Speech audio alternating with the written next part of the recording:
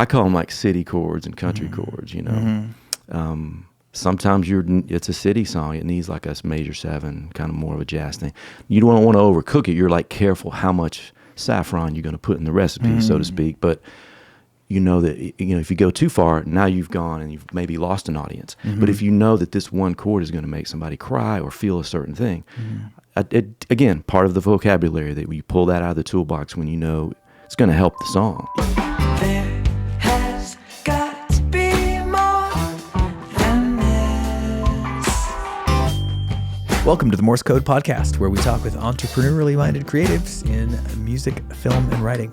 My name's Corby, and I'm hoping these conversations inspire you to push deeper into your own work, whether you're a full-time professional or just starting out on your own creative odyssey. It's just a few weeks until our first ever live show to celebrate 6 months of the Morse Code Podcast, coming at you with a new episode every single week. Sunday, April 14th at the 5 spot here in East Nashville. It's going to feature a who's who of many of the guests we've had on the show. Folks like Joe Pisapia, Jill Andrews, Boo Ray, Abigail Compst, Bill Miller, plus writers Katie McDougall, Julian Vaca, and more. We're going to have live painting from the twin brothers Nathan and Judd Epting, collectively known as the Plein Air Ramblers. Grab your tickets on my website, corbylinker.com. I'll also be at Club Passim in Cambridge on April 16th. And after that, I'm going to be heading down to the New Bedford Film Festival to screen our TV pilot, Morse Code, at the festival there. Tickets for all those things are on my website. I'm real excited to bring you this conversation with Grammy and Emmy award-winning songwriter Drew Ramsey. I met Drew late last year in the green room at a conference called WriterFest, where we talked in the hallway about songwriting for long enough that I was late to my panel. Among those who can write and play music at a high level, only a fraction of them can articulate their process and perspective in a relatable way, and Drew is among the best at that. He's collaborated with artists India.Arie, John Legend, Jonny Lang, Marc Broussard, and tons more. Drew's on faculty at Belmont University here in Nashville, and I was curious about his approach to shaping or incubating or supporting the next generation of songwriters. He co-wrote the hit song for Marc Broussard, Home, and we pretty much wrap things up by playing that song. If you get something out of the Morse Code Podcast, please take a second to like and subscribe. It really does make a difference to us. And now here's my conversation with Drew Ramsey. Drew Ramsey. Dude, thank you so much for crossing the tracks here to talk to us. Thank you for having me, man. I don't recognize it when I get over here now sometimes. But a lot has changed. A lot has changed everywhere around town. Yeah. But this is our version of that change. Better food and coffee now, though. Here. More options for sure on both accounts. I'm really excited to talk to you, and maybe we could kick this off by saying, well, what prompted me to want to reach out to you was due to an exchange that we had at a writing conference in November that was held at Belmont. You were a speaker at that. Is that fair to say? Yeah. Okay, cool. I interviewed. I think I ran a panel or interviewed. Okay, great. Yeah. I met you backstage, as it were, and I was like, man, this guy just won't shut up. No, you're just a fount of wisdom and perception, and also you obviously kind of had a heart for helping. I don't know if that's a right way to say it, but probably that's somewhat accurate, because you have a position now at Belmont and you're like teaching the next generation of songwriters, or misleading them, arguably. We'll figure More out. of a therapy session, really, I think. Isn't that what a co-write is? Yes. After all. So I was just like, man, this guy would be a great guest on the show. So I'm really glad you're here. And I thought that maybe I could set this up a little bit too by saying, the thrust of this podcast is kind of to help folks navigate their own careers in their own creative journeys. And in that sense, I think that maybe we can touch on a few tools that, or thoughts that you've had in your long career thus far. And in so doing, maybe I can say that this is what I know about you. You started out in East Tennessee, and if your bio is any indication, you're kind of hell-bent on doing this. Is that fair to say? Yeah, I call it a terminal disease. Yeah, I would agree. Blessing and curse. There's no cure except to follow through and just keep going. You know. And so, what did that look like in the early days? And when was it? Was it you were in high school? Did you grow up in music? Did your grandparents play? Your parents? What? Music was around. My uncle played. He gave me my first acoustic guitar.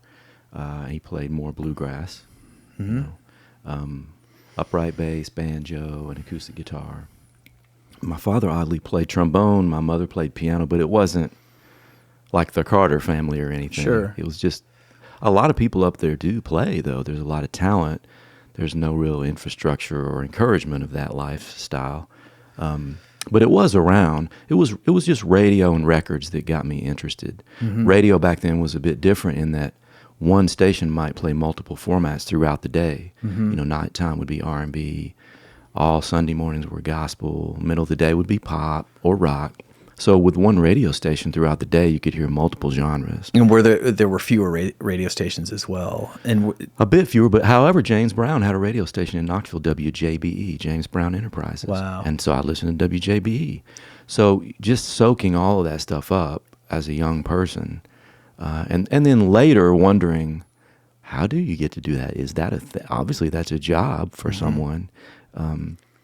So and then going to buy records. I remember we came home one night, everybody went, we did a family trip to buy, this is vinyl, which is cool again now, but I remember that we went and my dad bought that first Elton John record that came out over here that had Daniel on it, I think. And everybody was going to listen, and my mom bought that Best of the Eagles, and everybody was going to play one song. it's pretty hip there. I bought ZZ Top, Fandango, and the first song on there was Tush. And I didn't know what that meant. And we're sitting there, Lord Take Me Downtown, I'm just looking for some Tush, and I'm just jamming out, not knowing what the words mean. I'm looking at my parents, and they're shocked, looking at each other. Changing like, glances. What have we done? You know, we had to drive back to the record store. Yeah, you they know? opened Pandora's box on that one. But they did encourage. They really did encourage me to an extent, to a point, until I started talking about doing it for a living. It was fully encouraged, which was confusing as a young person. And in their defense, they did not understand that it was a job that you could sustain a living and a family. As difficult as that is, they didn't even know it was an option. I still remember my father saying, not in an unkind way, but son, only James Brown and Elvis can make a living in music. You ain't James Brown and you ain't Elvis. But what my parents and my father didn't understand was all the people behind the scenes that make James Brown, the band members, the studios. You know, he even recorded in Nashville at Stardate King here north of town. So they didn't understand that there are hundreds of people behind every one of those stars. I heard someone put it in an interesting way recently. You know, some people are light bulbs and some people are batteries. And they didn't understand that there were this battery of people lighting up those stars. But I don't think that you set out to be a battery. I didn't initially. I just wanted to rock, Corby. Of course. You know, I'm listening to Hendrix records and early the first couple of Van Halen records. I'm like, yeah, I want to do that. But somewhere along the way, I realized, though I can play and sing and I can hold an audience, I really realized it wasn't my purpose, that my real purpose was to help those people, to be behind them in the rhythm section or helping them in the studio and then later helping them craft a sound and a song. But that's more of a service job. You're not the light bulb anymore. Yeah, and so was this Knoxville? Was this a small town outside of? It's Knoxville, pretty much north Knoxville, and Knoxville was a great and still does have a great listening audience. There's a better listening audience there than probably Nashville. Nashville's a pretty jaded audience normally when you're unless you're playing for tourists, because everybody out there is your competition. They're a songwriter trying to struggle and pay rent in this town. Man, I play the Blue Plate Special so many times as an example of its sort of listening infrastructure. That was a very cool standing gig that was run by my friend Matt Morlock for a number of years. I don't even know is the Blue Plate Special still going? You know, I'm not sure because I've been gone for a while, and a lot of the cool stuff in the old city there was like 4 different places. The guy that started Bonnaroo, Ashley Capps, had a club there, and the Marsala, I think Branford opened it. So he would get these big acts to come in and play, and his thing was a little more upscale. The Meters played there. Wow.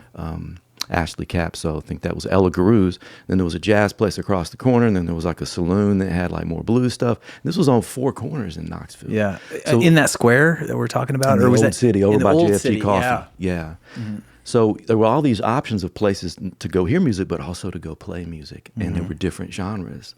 You know, the saloon would have a big band one night from the school, from UT. And then you'd have like a straight up jazz trio. And then, like I say, Ella Guru would have like somebody you'd heard of. So it was a very encouraging, a town that encouraged music of all genres. People wouldn't expect that. And then again, my parents were the same. So it was a great place to come up, and it was a lot of talented people. Did they take you to see the live shows? Did you go on your own? At what point were you kind of exposed to the live side of the music, of the people traveling through? That was later, just because you couldn't get in. Yeah. I got in first playing in the bands, though, even underage. So I started playing in these kind of like honky-tonk bands, doing covers, you know, country or southern rock kind of stuff. And again, I'm not sure how they worked this out, because I was not old enough. I was in probably the 9th or 10th grade when I first played in a bar. And I remember my father taking me to the rehearsals to kind of size up the band members and try to figure out if there was a responsible one in there. He would go up to that person and say, listen, you got to look out for my kids, you know, because we're not going to be at every gig. And he did his best job, but he usually picked the wrong person. Sure. I mean, that's part of the journey. I didn't have I do teach at Belmont now. We have tried to create something there that some of us wish we'd had. Most of my education happened in those honky tonks. Watching people, reading audiences, learning how to change your set list to try to win an audience back. Watching what alcohol does to people. Either it loosens them up or sometimes makes them want to fight. But just watching the effect that music can have on an audience, I think taught me a lot. It's something I think of in the writing room a lot of times, Corby, when we're writing a song and you can just tell this is not going to translate well. Yeah. So maybe this is more of a sync song or something that would fit good low key. But if you're working with an artist that you know is going to tour and you know they're going to need to play this live, I'll think about that when the song's being written. Like, this needs a different energy. Not just to throw the song out, but to say, we need to inject something in here that's going to help this work live. And I think that came back from all those shows. So my first time seeing performance was in the bar. I was on the stage. That's interesting. Writing with not just the audience in mind, but maybe even the audience's experience live in mind. Yeah, that's kind of a different even take on something that I'm familiar with. So even if that's a ballad, if that's okay, if it's a ballad, they don't all have to be up, but you need to, if that's what we're going for in the writer's room, man, we better make sure that's in the DNA of this thing from the get-go, because it's hard to kind of put that on later as an appendage, you know. Can't fix everything in production, you know. A lot, but not everything. Okay, so you grew up sort of Nashville adjacent, and then you got the bug early on. Your parents were supportive until college, until you were like, I'm really doing this, and then they were alarmed. Yeah. So far, this all tracks because I had a very similar experience, you know, in my version of that, albeit way out in Idaho. But so you were in college. Did you go to UT Knoxville? That was the place to go. I mean, I wanted to go other places, but it just was not in the cards to go to the University of Miami and all these places that had these. Berkeley. Sure. Out of state was too expensive, you know. So, and I was an architecture major because they weren't going to let me do music. Sure. They were going to. I switched the first year. I didn't tell my dad. I switched the first year after architecture, but I got a scholarship the second year. I made it to the top of that class in architecture, and I got a scholarship for a free second year. And I thought, well, let me try this a second year, and if I'm still feeling this way, it's not going to cost anybody anything, and I'll switch then. And I did, and my dad said, I'm not going to pay for your school anymore, you know. Fair. So I just worked through it, and I just kept playing in bands. I was still playing on weekends. Even when I was in school, I was already continued to do that. That then entered jazz. That was a jazz program. That wasn't a commercial music program. Yeah. There's still some pretty intense jazz players over there that came from New York, Donald Brown, and these are people that played with big names, Max Roach and people in New York. So that kind of entered my vocabulary, musical vocabulary at that time. And it did resurface later. But I remember in college, the jazz heads making fun of my songs when we bring songs into class. They'd be like, that sounds like something that would be on the radio. And I was like, oh, thanks, man. Yeah. And then I realized that wasn't meant as a compliment. You know, these are jazz heads, you know. But it told me then, like, all right, they don't have that at this program, but that's feels like where I'm headed is something more commercial music. Some of those chords will still show back up. I was going to say that probably it was to your advantage to be exposed to the theory and where, you know, 3-6-2-5-1s are, you don't see those a lot in pop music, but that's the backbone of the current songs, maybe on the 2 or 3 or 4 generations ago, and also the improv spirit of jazz was probably helpful in some capacity. Gut feeling.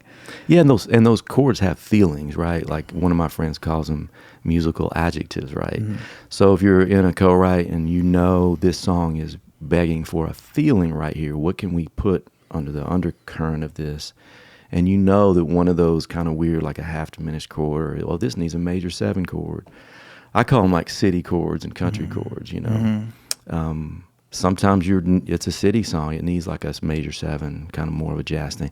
You don't want to overcook it. You're like careful how much saffron you're going to put in the recipe, so to speak. But you know that, you know, if you go too far, now you've gone and you've maybe lost an audience. But if you know that this one chord is going to make somebody cry or feel a certain thing, again, part of the vocabulary that you pull that out of the toolbox when you know it's going to help the song. Yeah, and that's a great I mean, that kind of stuff doesn't come necessarily from learning all the songs on the radio and then starting to write your own songs. There's a little bit of that formal education that goes a long way, even if you are writing songs for the radio. Yeah. I mean, if you're working from the Great American Songbook, like, wow, these were pop songs of their day. They resonated at that time. And if they're still resonant, like people are still playing these songs 50, 60, 70 years after they were on the radio. Wow. Yeah. I want to know what speaks for itself. How are they doing that? How is that still resonating 60 years later? How do you, this is a little bit of a diversion, but I think about this now and again, but on that note of the Great American Songbook, taking those songs and putting them against, you know, the songs that are being written today or the songs that are making a huge impact on large audiences today, one of the things that just jumps out like a sore thumb is the melodic variation of current pop songs. It is so much, I don't want to even say less melodic in a way, but just there's fewer notes. You know, you'll like sit there and hang on the tonic even in the melody. Right. And it's more about the production of the song and the backbeat that's kind of creating the excitement. I you know, personally, I feel like there's things to be said for and against both things. But what's your thoughts on that? Yeah, I mean, I agree, but I think it's probably changing. I mean, if you look at certain Adele choruses or you look at certain Billie Eilish songs and some of the places that real singer artists want to go, like they're waiting for us to write them one of these melodies that jumps an octave or an octave in a major 7 or something. I mean, they love those leaps because they get to show off their tool, their talent, you know, their gift. So I think that's up to us as writers to make sure maybe there's a little bit of both. Maybe there's a balance there of maybe my verse is going to be pretty stagnant, almost like one note samba, you know, but then the chorus is going to have this huge lift and it's going to mean even more, right? Because you were so truncated in the verse, man, we're going to jump up an octave. There's certain songs I'll think about in co-writes, not to rip off, but just to say, wow, we're going to need something, man, going in, you know, whether that's an old song like Heaven, I'm in heaven, you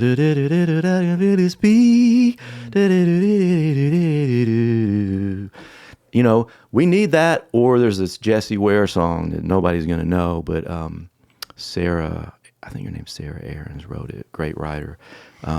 It just, again, I'm not thinking about ripping the song off. I'm thinking whatever they did that day that leapt up like that, we're going to need to do that. And to introduce that in the room, even if it's shocking to the other writers, and they go, whoa, Drew, hey, watch out over there. You know, that's too much. Yourself. But if it moves the song and moves the room that we get halfway there, well, we've gotten out of that zone you're talking about where it's like we're putting everybody to sleep over here, man, you know?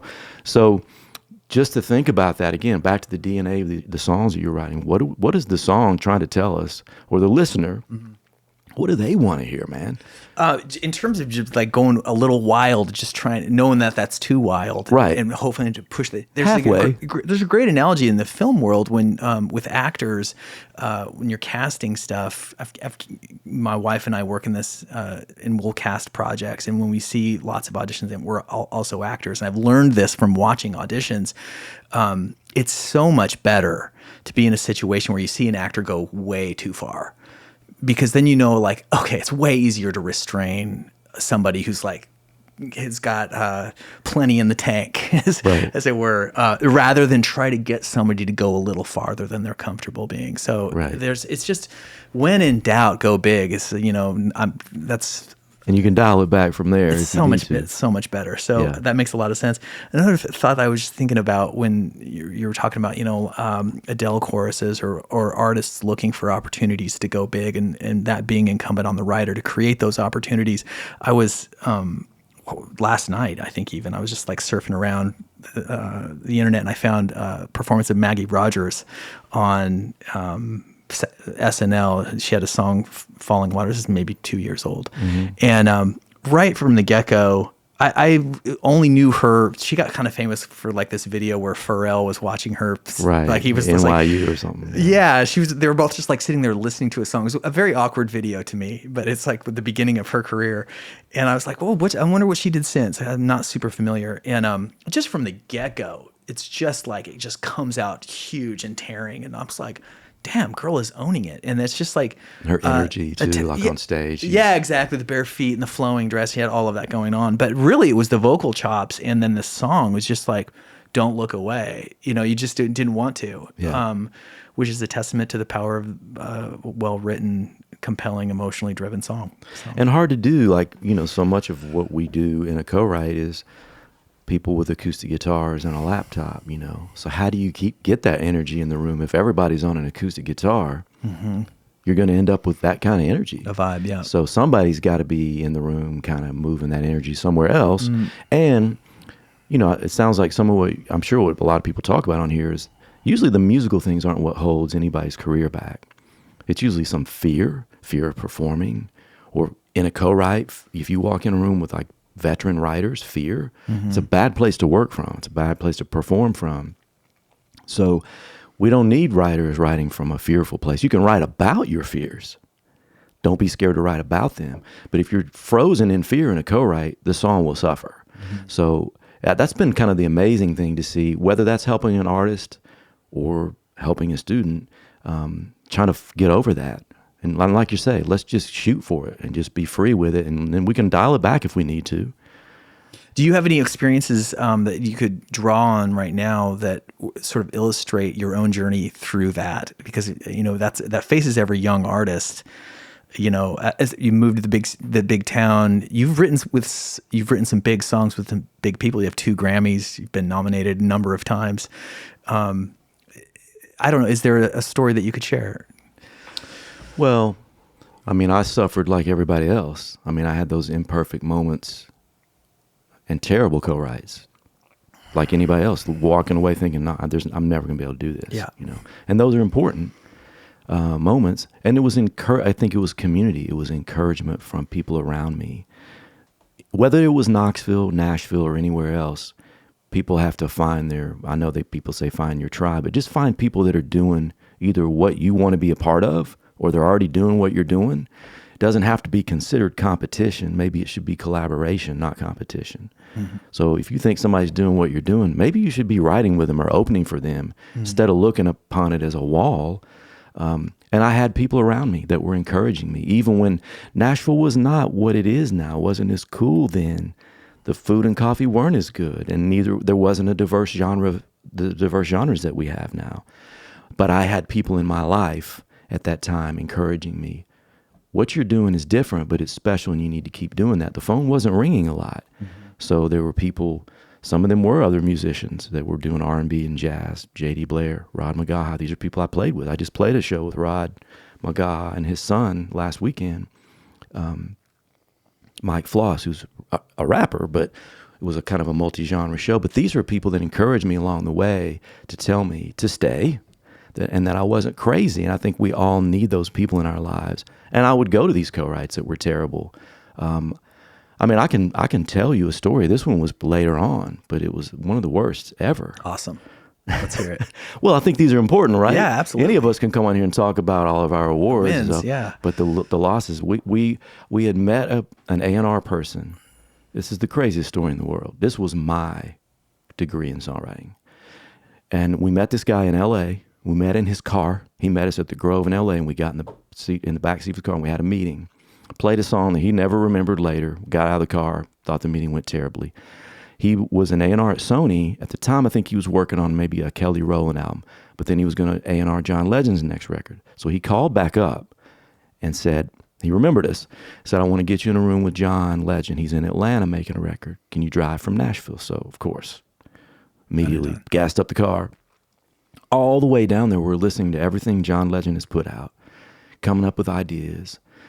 He needs this. I know he needs this. We got this, you know. He needs this and this. We got in a room. It was a weird room, though. It was like a rehearsal hall where you might rehearse dancers. All mirrors on the walls. We walk in. We don't know this guy. Large room. Big room. Yeah. I think it was a thing where he was trying to, in his live show, figure out how to get up from the piano and move around and interact more to make it more interesting for the audience. So that's what they were rehearsing there. But that's where we were going to co-write. And it was bright white lights and mirrors. And we don't know this guy. And all these brilliant ideas that we had in the car, we started to play for him. And he hated everything. And it was How did he convey that? To me, it seemed like if you know what skeet shooting is, every idea was like one of those discs in the sky. And he was just sitting on the piano bench, just blowing them out of the sky. Yeah. And then it started to get uncomfortable. Yeah. And I started to sweat a bit because we'd gone through like 5 or 10 nothing. And I went out to my car and got like a CD that had beats and stuff, like track starts. Nothing. And then he kind of stopped us and said, hey, what if I just told you the kind of song I wanted? And I was like, well, yeah, we could do it that way, or we could just go around for another hour here. Boom, lesson number 1. Well, lesson number 2. Number 1, don't try to get in somebody's head and think you have them figured out. Lesson number 2, why don't you just ask them what kind of song they want? Sorry, man. Valuable. I was dropped on my head, I think. But so we pitched a couple more ideas. He told us what he wanted. He was engaged at the time to Chrissy Teigen, right? They weren't married yet. And she was there. And in the room? Right outside. Okay. But we met her. And again, some of these people are famous for a reason. And it can be very distracting as a songwriter. Not just her, but there's a reason John Legend is famous, you know, and you're trying to write a song and you're getting all this blowback and you're sweating. Yeah, sure. So it was a terrible, terrible co-write. We finally figured out he wanted to write like a sensual song for his fiance. And we had a little start. We ended up getting something out of it, and he took it and turned it into something completely different. And he said, this idea is all wrong. It's way too country. It wasn't really country. It was more like a Babyface acoustic song. But at the time, that wasn't cool. And but it was interesting to watch him then go and put it in his zone. I just learned a lot that day about meeting that A&R in a car. I don't recommend meetings in cars in cities you're not familiar with.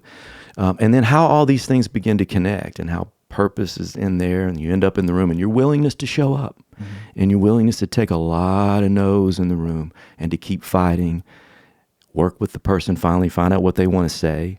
By this time, I'd been married 10 or 12 years, and he's trying to tell me about, young, brand new love that he's got. And I'm like, my brain is like trying to go deep in the crevice. Yeah. Wow, what is that like? What was that like? Sex. Young love. Wow, I think I remember this. Distant memory.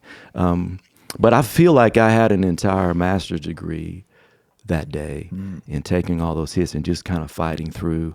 There's plenty of things that you'll get thrown in our business to make you stop and leave and go home. And then you're just going to be another person that left. So that ability to kind of fight through the notes. I mean, think about the failure rate of a songwriter, even a good songwriter. I've seen it researched as high as like 91% of all written songs are not ever exploited as copyrights. Yeah, that even seems low, Yeah. honestly. So what other industry in our world allows a 91 or 94% failure rate? Certainly not the construction business. doctors, so to accept that as creators and realize we're going to get it wrong. I mean, you know this. Even if you think you know all the rules and you've studied songwriting at Belmont, and you've read all the books and all that, you can do everything right in a co-write and the song will fail. And other times you can go and do everything wrong and hit on something, and that's the big hit. That's the amazing thing that resonates with people. I think it's what drives us crazy, like you said, and makes us want to always talk about it. Look at you in here, man. You can't stop talking about songwriting.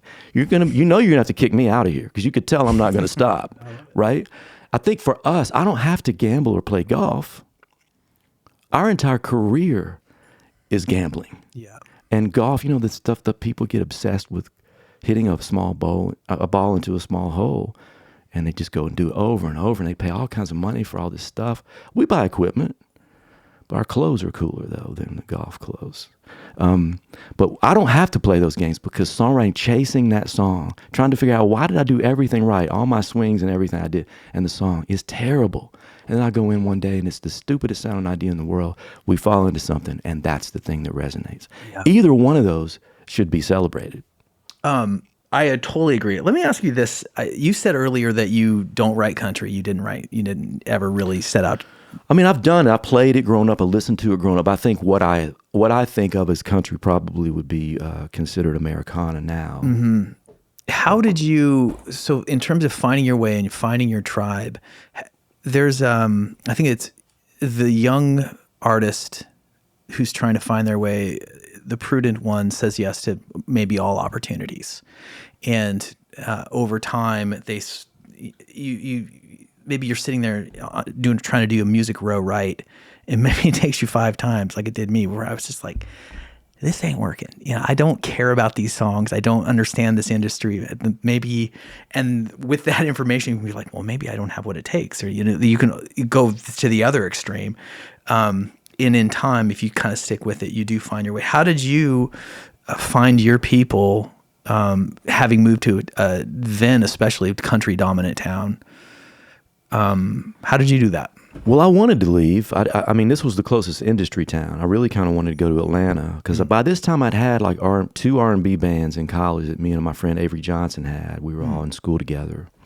And a couple other friends of ours came here and became like some of the top session players in town, like drums, Steve Brewster and Mark Douthik. These are saxophone and drummers and top call people. So I knew it was an industry town, but I felt like we should go to Atlanta because we had these 2 R&B bands in college. One was like a Motown 11-piece horn band. We had a booking agent. We were playing all over the Southeast. But, my Avery, we wanted to move here, so I moved here with Avery Johnson, and we kind of kept doing similar things. But he knew of a band at the time that had was doing like kind of like R&B and jazz stuff, pickup band, like a party kind of band. And it was a trumpet player in that band named Quentin Ware. And he would come over to my apartment, and this is 89 maybe. Back then I had a computer hooked up to an Akai sampler with an M1 keyboard. I was making beats at my house in 89. And he's like, what are you doing, man? You're a guitar player. And he said, you need to meet my friend Shannon Sanders. He's always making beats. So he introduced me to Shannon, who was making beats. And Shannon's been my writing partner now for probably 30, 35 years. We've won all those awards together. So one person led to the next person and led to the next person. Again, friends and community around encouraging, going, well, you should meet this person. And in that case, once Shannon and I met, we were still insane to be in this town at that time trying to do R&B. I remember we took a meeting, this guy at Oh Boy Records. His nephew is a huge writer. Julian Bonetta is a huge pop writer now. But his uncle, Al Bonetta, had this label here, and it was kind of more Americana. It was different. I mean, very famous label to me. Yeah. And so he let us in. He let me in, and he listened to our R&B stuff, and it was R&B, man. It was like D'Angelo or something, guitar, R&B stuff, Isley Brothers kind of stuff. And he loved it, and he told us, he's like, guys, I don't know what to do with it, but I love it. He encouraged us. Again, another encourager. But he's just like, I don't think there's anybody in this town that's going to do that. But at least Shannon and I had each other. On the days that I wasn't up to it, he would encourage me. And on the days he wasn't up to it, I would encourage him. And we kept going. Eventually, some independent stuff got heard. And we were introduced to a band that was on Arista for Clive Davis, a band called Next. and we had our first big cut with him, and then India.Arie's manager knew about us. That's the great thing about being at the time one of the few people doing that genre. I was going to say it's a win and lose. I mean, Yeah. you're special. You're doing something weird, but then you're like, the guys in town, who are those guys making beats? Right. It's a short list. Yeah. So they were only going to go down a short list of people at that time. That list has grown now. But yeah, and that, like I said, the phone wasn't ringing, but when it did, they were, are you still in business? Are you still doing this? You know, and then there's your chance. So it was all that encouragement and other people connecting dots, and then us, again, putting that time in. And on those nights, those songs eventually got us in the rooms with people. We just encouraged each other through those. I mean, I think even our now wives are then like girlfriends, fiancés. They were encouraging. They weren't discouraging. Mm-hmm. They were just like, man, you guys are working in the day, getting together at night, falling asleep writing songs together. Nobody was sure anything was ever going to happen, but it finally did. You know, eventually something got someone's attention. I wonder that my thoughts go to two things. One is, on the one hand, you did what you wanted to do. If you know, like nobody was saying like, "Hey man, we're looking for beats," not at the beginning, but you were like, "Well, I don't know. There's some I like gadgets a little bit. I don't know what it was in you that led you to like programming beats, but there was something there, and that became, you know, a calling card of sorts that got you future gigs. There's one of those things. So I was put that in the follow your bliss bucket. Right. There's another thing too of just being aware of, what can I bring to the table that somebody else isn't doing? And I wonder if those two things are, you know, not mutually exclusive. You know, there's lots of things to be interested in. And I think there's some kind of overlap between something I'm really passionate about and also something that might give me an advantage, though I cannot see it right now, at some point in the future. It's a way to stand out. Mm-hmm. You know, there's a sea of people, as we all know, trying to break into this business. And I'm not a marketing genius. I don't follow marketing at all, but I know everyone needs to have a story to tell and some unique thing to shine a light on. Mm-hmm. It certainly becomes that in a sea of other competition. If there's one thing that's making you poke out just above those people, as crazy as it may seem at the time, what people, I guess, in Louisiana may call a lagniappe, like that thing to make you come back again. You know, that's just that thing like, man, I don't know, I can't get that anywhere else. Later on, people would tell us that, like, because Shannon had grown up playing gospel music behind his grandfather, who was a minister. So he played a lot of gospel, but he was making beats on the side and messing with rap music. And here I am in Knoxville playing on R&B bands and rock and all this stuff. But I was interested in electronic stuff. Like, I just felt like it was the future, right? Mm-hmm. And somebody's got to always be propelling the music forward. If that's jazz, that's Miles Davis. The guy continued to propel that genre forward till he died. He was making a rap record when he died. So, you know, music's supposed to change and grow. And I felt like, well, we got to certainly be on the forefront of what's happening. But people would say, like, what a weird combination you guys make. Here's the gospel rap guy, and then here's like the rock R&B, like old school guy. You put that together and you've got this the thing that you can't find anywhere else. That was described to us later. As you said, unbeknownst to us, we were just doing what we loved. Mm-hmm. But at least what a great position to be in then once people did notice that, oh, we just have to keep being ourselves. That's a big pitfall, as you know, in our industry, people trying to assimilate and do what they think the industry wants them to be. The industry doesn't even know what it wants. Yeah. So that's a dangerous path to follow, as opposed to, it might be lonely for a while, but I'll find my people along the way, along the path. And at least we're being honest and genuine. And maybe eventually somebody will give us $1, you know? Yeah, man. I have two more thoughts. All One right. is, one of the best things that I learned, I've been here 20 years, and I grew up in a small town in Idaho, and then I went to college in another small town in Northwest Washington called Bellingham. Both of those towns still exist. And like many people, I think, who moved a little bit later, they were encouraged by their circle, however big or large that was, but it was going to be a lot smaller of a circle than is here in the Big Show. And what Nashville forces you to do is to discover what it is about you that stands apart from everybody else. Yay, you can play guitar. in your little town. You were the guitar player in your circle of friends, or you were the guy that wrote that one song that had the thing, or you're the person that could always sing in the high school bands. You got the solos in your choir. Whatever those early indications, that made you feel like, oh, I have some business doing this, were you come to town, you realize, oh my God, everybody is a singer. Everybody plays guitar. Everybody is, most of them are better than you. And you learn really quickly that maybe this isn't for you, or you need to pivot, or you pivot. You figure it out. What is it that you do? That's what's my whole career has been one pivot after another in some way, shape, or form, as I found what it is that sets me apart. As best I understand it. There's that. The other thing, and this is what I always thought about. With college kids trying to be songwriters. We have one in the room with us today. Our producer Kyle is here. Your former student. We almost want to throw a mic on Kyle to get his perspective, but we only have two. Sorry, buddy. Next time. Our program was very young back then. I often apologize to the early years. I mean, we were literally figuring it out, like literally just kind of like they didn't know what to do with it. And people didn't even know that could be a thing. At the time, MTSU, Lipscomb, they didn't have a songwriting program. And there were people on the board that didn't think it should be a major. And they literally, there was no curriculum. We were just making it up as we went. So we're talking about you and your capacity as a faculty professor of songwriting at Belmont University, which has been turning out music professionals for decades now. Some of whom who've been very successful, some of whom have been guests on this podcast, like Tim Lauer is one that comes to mind quickly.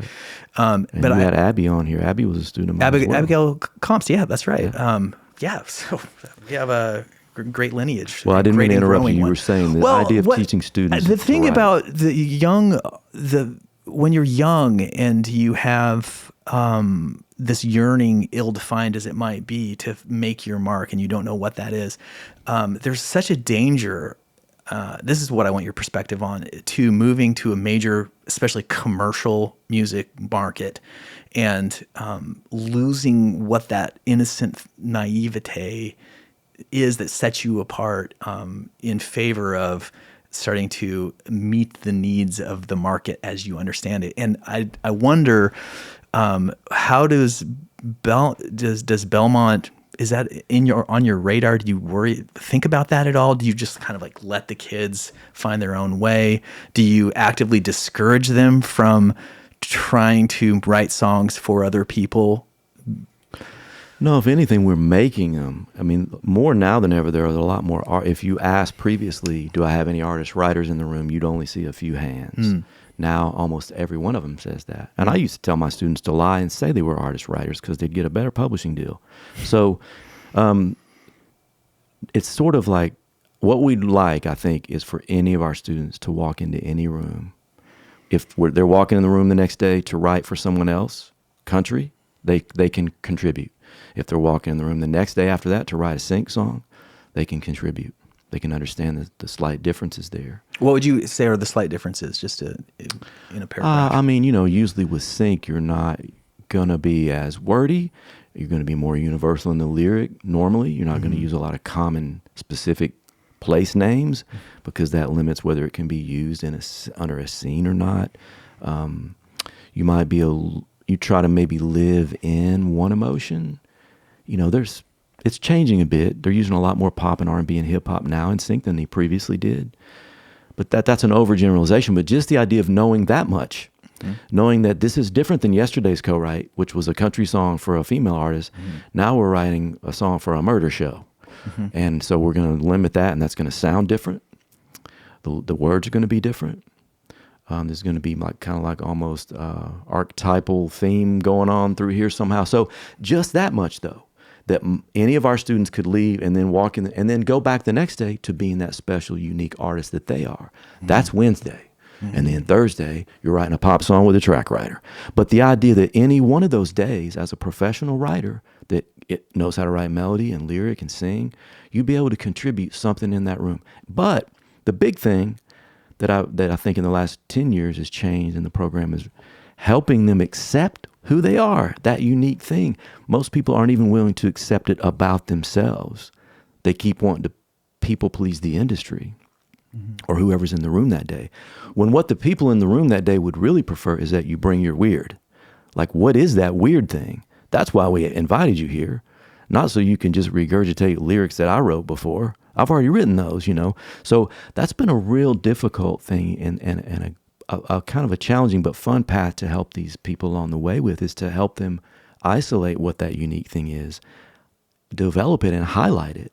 We often say our program is very artist development oriented. Now, we actually have a class for that now in the department, and a writing for sync class, and a songwriting for change class, to make sure we're still writing those songs that could be used for labor disagreement, labor dispute, like, or, you know, are we speaking to the world or what we think the world should be, instead of just always following the dollar?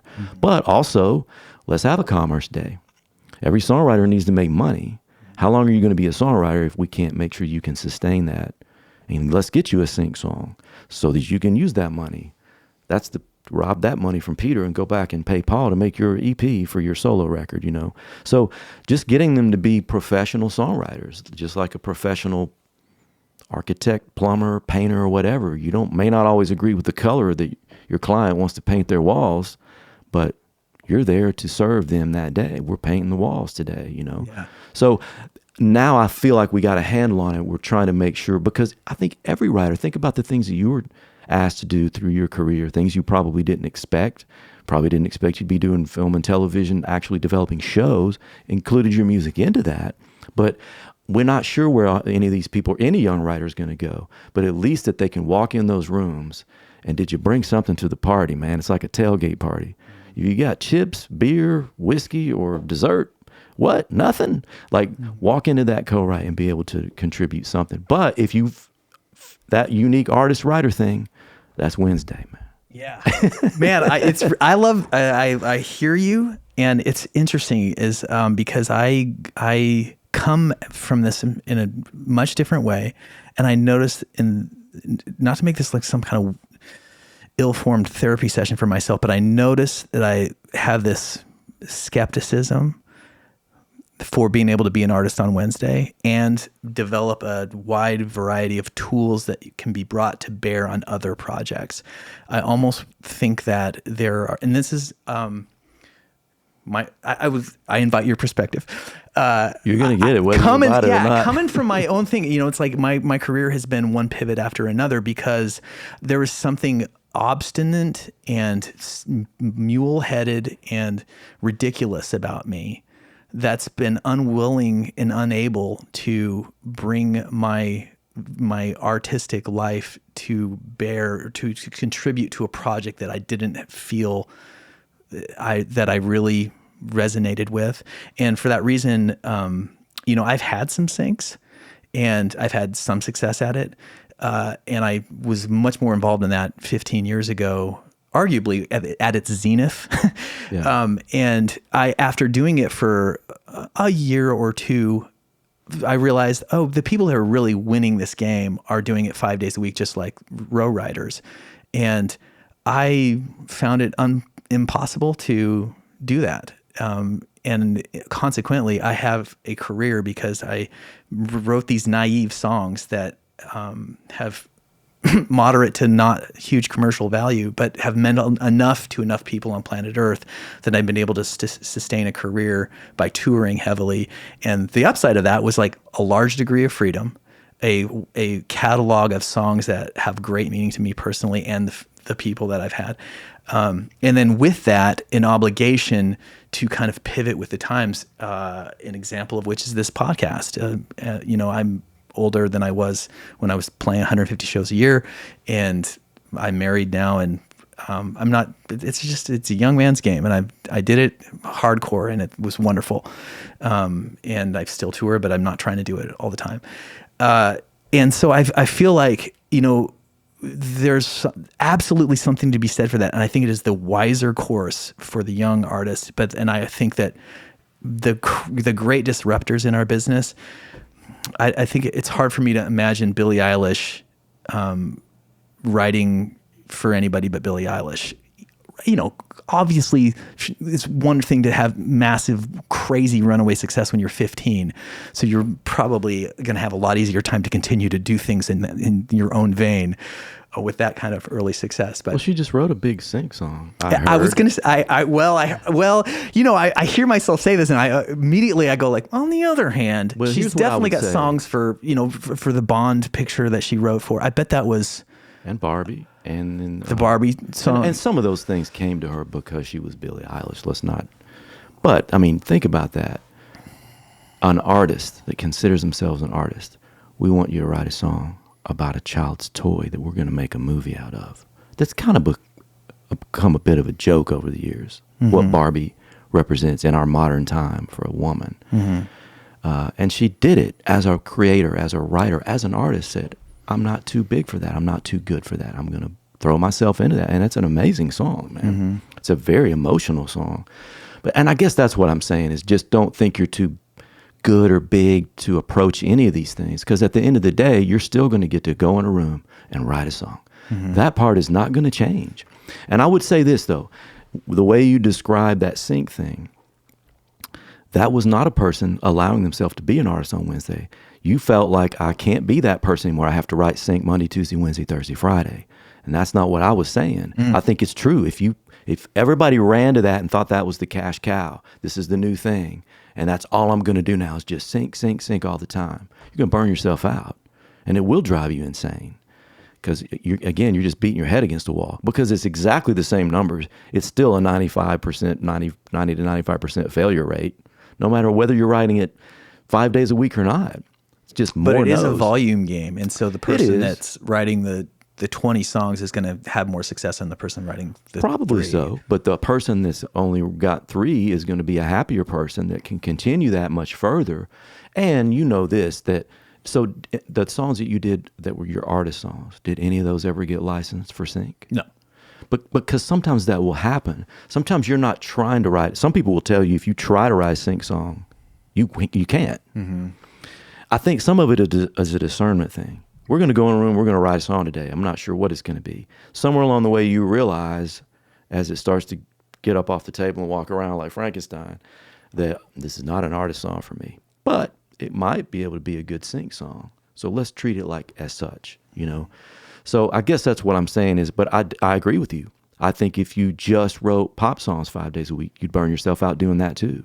You'd also drive yourself crazy trying to be an independent artist, shooting their own TikToks, doing all their own socials and writing their own songs and you'll burn yourself out that way too.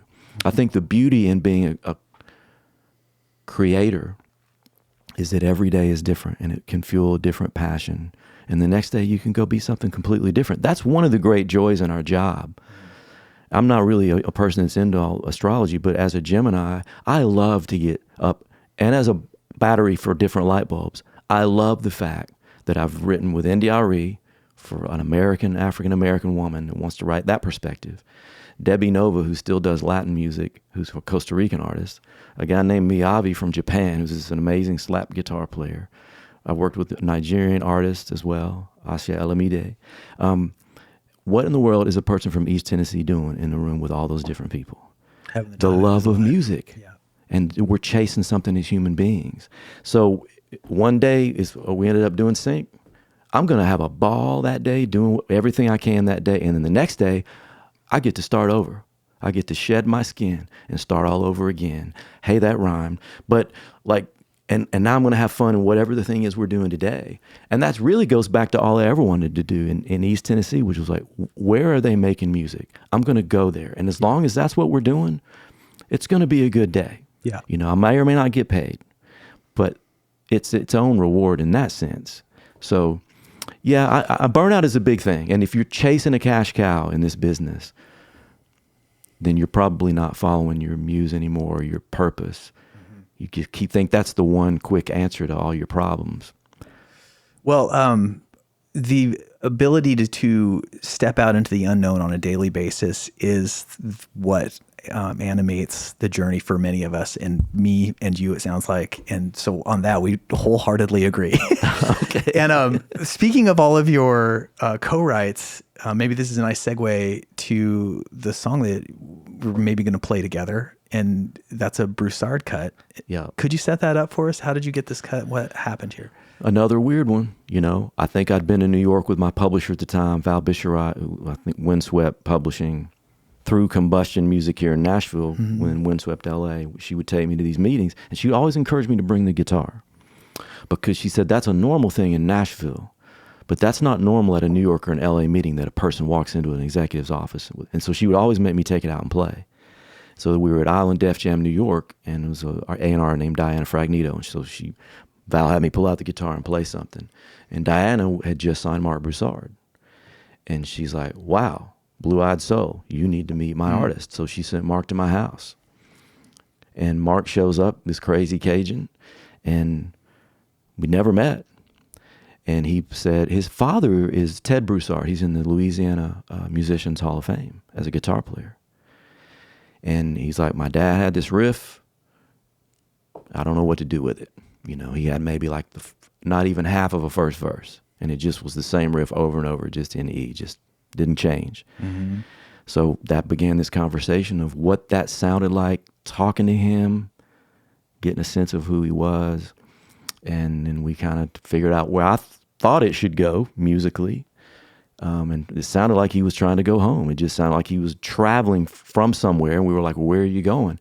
And I'll be honest with you, it was fall when we met. Football was about to start. I'm an SEC guy, right? And we started kind of thinking about like a homecoming sort of a song, like a coming back home, or a prodigal son kind of a song. Yeah. And that's kind of where we ended up. And that just felt like it was trying to arrive at something. I've since, Marc's father played me where the riff came from. He said he was in church one Sunday and he was bored because the preacher wasn't talking about anything. And he's had this riff going over in his head. So when the service ended, he said, we had this little Pro Tools set up at the church, and I went back and played this riff over and over again. He said, my wife was really hungry and she wanted to go to lunch, but I had to get it down. And he sent me that. And that was the original germ of an idea that became a pretty big song for Marc. But the odd part is, and this is nothing against the A&R people, but it was such, I remember pulling a washboard I had bought at Cracker Barrel off the wall, and we played that, and we were stomping on the floor. And then when we sent it to, we loved it. It was kind of unfinished. I would leave songs unfinished at the time to let the artist kind of finish it, right? If we didn't get it in the room that day. And the A&R said, no, I don't. She saw him becoming more like a John Mayer, like much more mainstream. And she said, it just sounds too Louisiana. It was like, have you met this guy? Like, he's a complete Cajun mess of a character, man. And but it ended up winning out. It ended up getting recorded because Marshall Altman, the producer, wanted to cut it and then finish the song, finish one of the verses. And it's been a big song for him. And I think Kelly Clarkson had it in her live show for a long time. But a lot of sync songs out of that. Maybe going back to that theme, that sort of prodigal homecoming sort of theme. I don't know. But yeah, another interesting journey of a song, you know. Well, it's a slamming track, so I'm excited to see how it translates right Some now. of that weird stuff we did in the demo ended up, Marshall called me and had me send it out when they were cutting the band tracks. The stems they're on. Because they couldn't quite get the vibe, like they needed that. It was the washboard and the stomps and the claps, I think, that I sent out, and they made a loop from to cut the band to, because it just puts you in that place, you know. Awesome. Well, let's hear it. All right.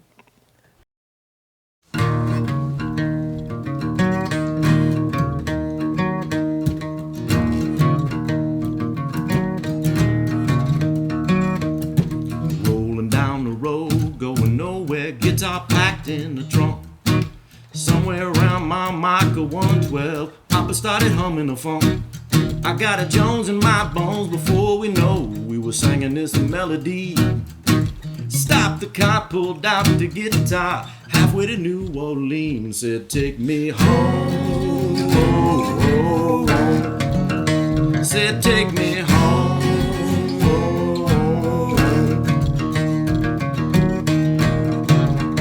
Could feel the sun about to rise when I realized we had nothing to fear. It's just me and my daddy and a kid named Cope playing music that nobody would hear. And then the sun lit up and it spent the night spilling over our Jubilee. 10,000 people by the side of the road, as far as the eye could see. I said, take me home. Said, take me home. Yeah, take me home.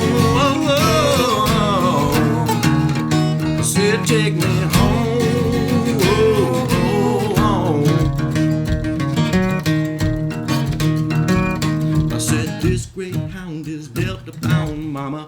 Baby boy done finally found his way. This greyhound is Delta bound, mama. Baby boy done finally found his way home.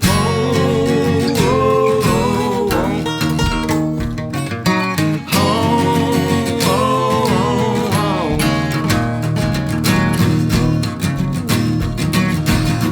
Hot damn, should have felt the groove like I was swimming in a sea of soul.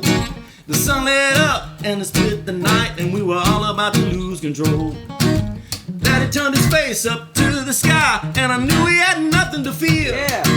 And I closed my eyes, and we disappeared into the groove. Said, take me home, oh, oh, oh. Yeah, said, take me home, oh, oh.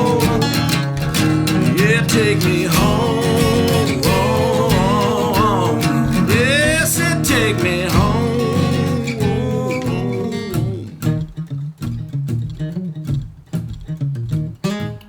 This greyhound is Delta bound, mama. I said this greyhound is Delta bound, mama. This greyhound is Delta bound, mama. This greyhound is Delta bound, mama. Baby boy done finally found his way home. Oh, oh, oh.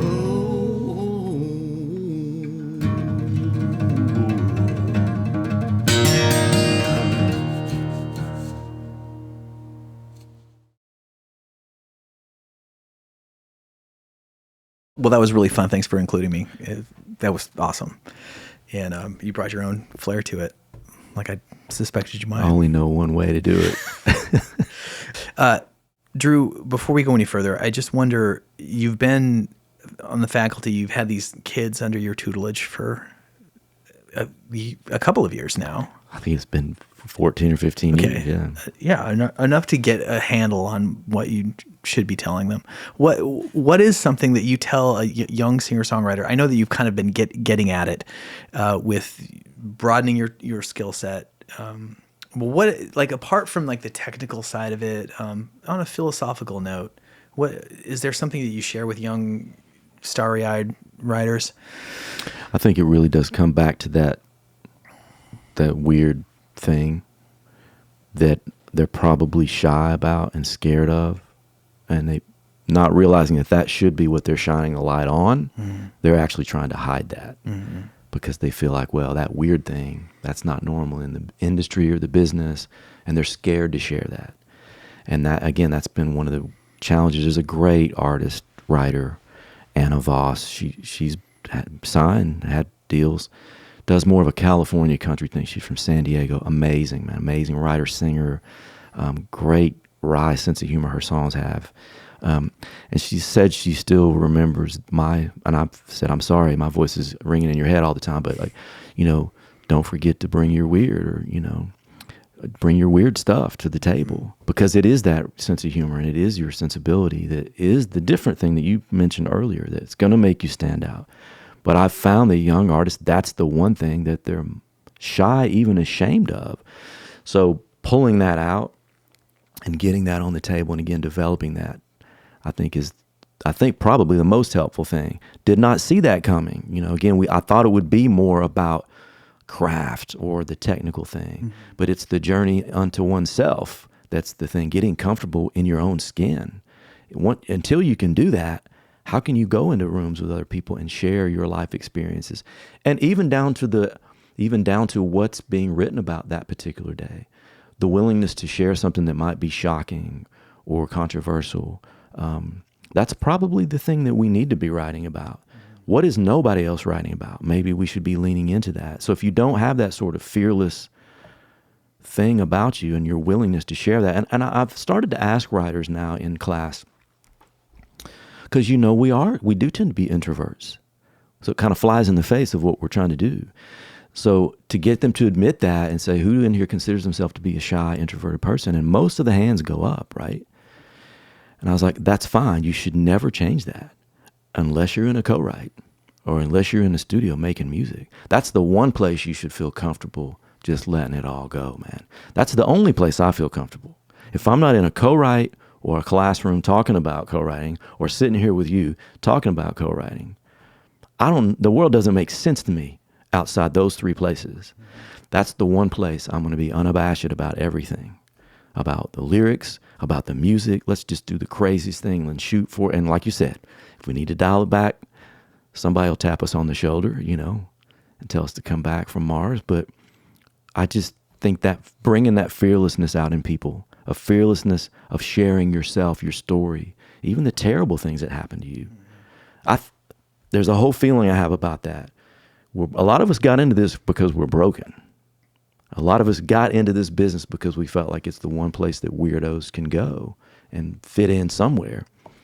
But there are things maybe that broke us, that brought us here. As a writer, to take that thing that broke you, that you've been scared to look at again, or certainly to write about, you gain autonomy and power over it. When you're willing to put that on the table and write about it, it's not controlling you anymore. You're now controlling the narrative. Mm-hmm. Now, as a songwriter, if you're able to do that and use your songwriting skills and craft a great song, now you've really done something. Even if you don't, you've probably still partially healed yourself just by doing that. If you happen to land on a great melody and a lyric, whatever that thing was that happened to you, how many other thousands of people had that happen to them? Now you've captured that in a song.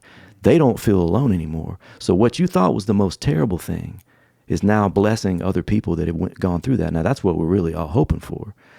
So there is an ability with what we do to take what we perceived as the worst thing that ever happened to us and maybe turn it in and flip it into something that might be the best thing that happened to somebody else in our song, and make them feel understood and less alone, 1,000%. And I think that this resonates so hard, and it doesn't matter if it's a songwriting, it doesn't matter if it's a script.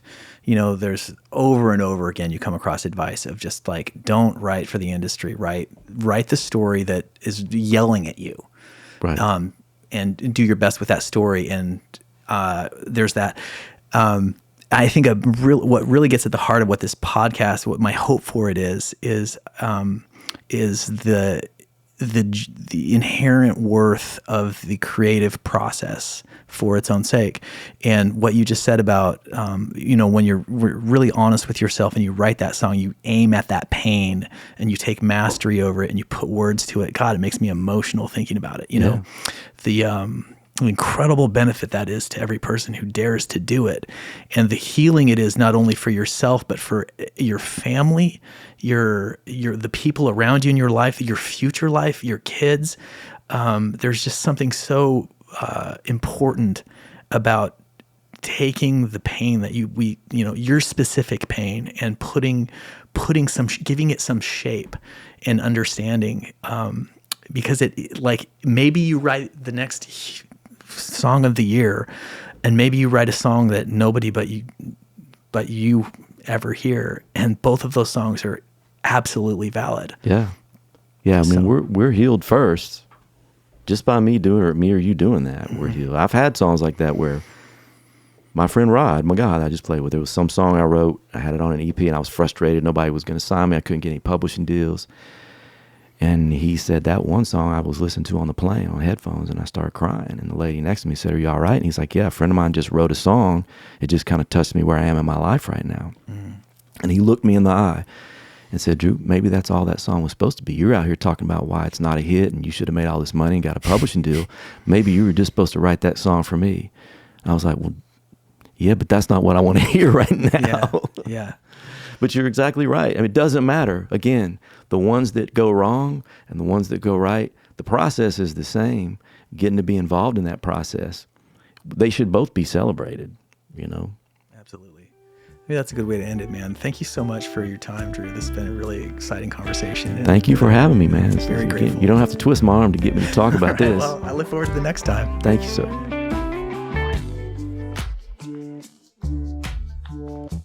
Hey, thanks for watching. Go ahead and click here to like and subscribe. You can click right there to watch another video, or click here to watch a playlist featuring the songs of the Morse Code podcast. Okay, thank you very much.